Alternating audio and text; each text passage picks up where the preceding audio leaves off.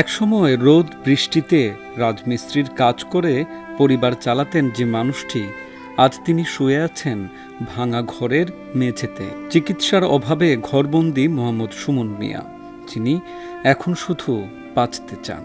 বাড়িতে ছায়া ছায়া খাইতেছি, আমার যে মায়া লাগে দয়া লাগে, আমার 10টা 20টা দেয়।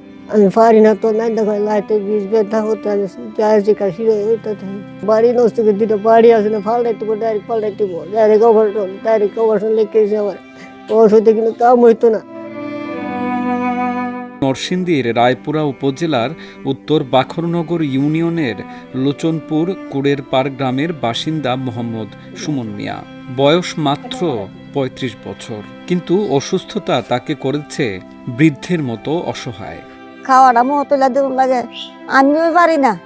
আমি হইতা মাইকা দিই, এরপর কিতা মাইগা মানুষের খুঁজা আনি। 5 লক্ষ টাকা লাগে, 5 টাকা নাই খাইতাম।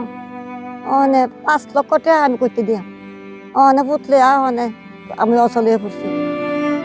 দৈনিক মজুরির আয়ে মা, স্ত্রী ও সন্তান নিয়ে সুখেই চলছিল তার জীবন। কিন্তু 5 বছর আগে কাজের সময় হঠাৎ কোমর ও পায়ে তীব্র ব্যথা অনুভব করেন।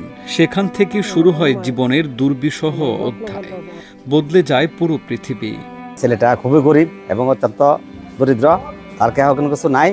তার পিছনে 2টা কোটরা নষ্ট হয়ে গেছে, তার মা অসুস্থ এবং তারা আমরা যতটুকু পারি সহায়তা করতেছি। 3 বছর ধরে অসুস্থ মা আর ছেলেরা জনসাধারণের কিছু সহযোগিতা করিয়া, আশপাশ যারা আছে হেরা কিছু সহযোগিতা করে দান দক্ষিণা করতেছে, এটা দিয়ে চলতেছে।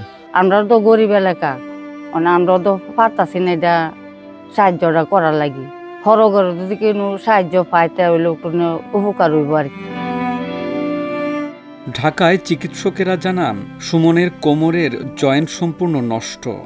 অপারেশন ছাড়া স্বাভাবিক জীবনে ফেরা অসম্ভব। কিন্তু সেই অপারেশনের খরচ 4 থেকে 5 লাখ টাকা, যা তার কাছে স্বপ্নের মতো। এই ছেলেটার আসলে 2টা সাইডের কুড়ুরি নষ্ট হয়ে গেছে, ওইখানে 4-5 লক্ষ টাকা লাগতেছে। যা লাগে যতটুকু লাগতেছে আমরা এতটুকু এলাকাবাসী করতেছি। আসলে এটা অ্যামাউন্ট হতো বিগ অ্যামাউন্ট, আসলে আমাদের গ্রাম থেকে এতটুকু দেওয়ার মতো আমরা কেউই এতটুকু পারতাছি না।